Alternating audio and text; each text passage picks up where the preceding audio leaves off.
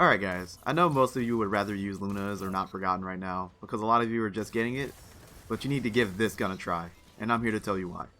What's going on guys, I'm Warside, and this video is dedicated to the Waking Vigil, which can be found in the Menagerie. The reason I'm recommending this hand cannon over something like Spare Rations is because it's easier to farm, and it has less useless roll possibilities. It's just as good as Spare Rations as well with the correct roll. It has way better handling than Luna's or Not Forgotten, with comparable range. So let's look at the best possible roll in my opinion. For console, you really need a good balance of range and stability.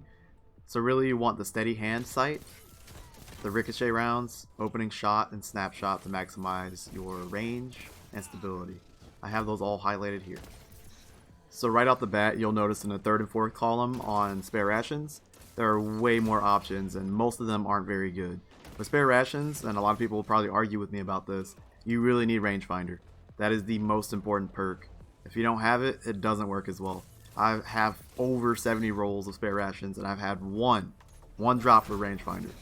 And that's been my best roll. That's the only roll that's consistent for me. I can't compete with Not Forgotten or anything without Rangefinder. So Rangefinder, stability, everything I have highlighted here is what I think is the best Spare Rations in my opinion on console.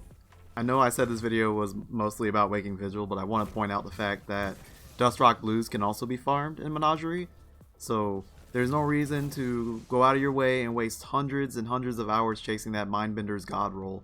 When you combine that with farming hundreds of hours of Spare Rations, you're just going over the top and wasting a lot of your time.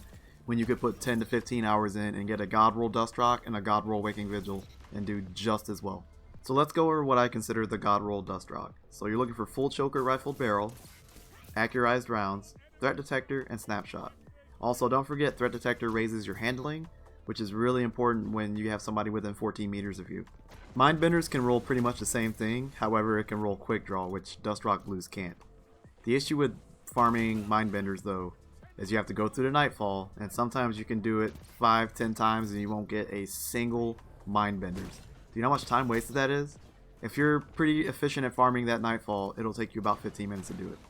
So you multiply that in your head, that's a lot of time. A lot of time wasted when you can just go to Menagerie and you're guaranteed a drop for a Dustrock Blues, or 2 or 3 Dustrock Blues, depending on which character you're on and how many times you've done it that week. So essentially you could farm probably close to 20 Dustrock Blues for a single Mindbenders if you know what you're doing. And depending on RNG of course. I created this video because I see so many of my friends and other Guardians on Twitter chasing God rolls for weapons that are notoriously hard to get. So I hope you take my advice and you give both my recommended roll Dustrock Blues and Waking Vigil a try. And you spend more of your time farming seals and nightfalls or things that will benefit your build, like Ascendant Shards, enhancement prisms, anything that will benefit your build. So you have 100 recovery, 100 mobility, things like that you actually need. Over weapons that you most likely won't ever get even after hours of farming. So if you like this video or found this information useful, please drop a like or subscribe.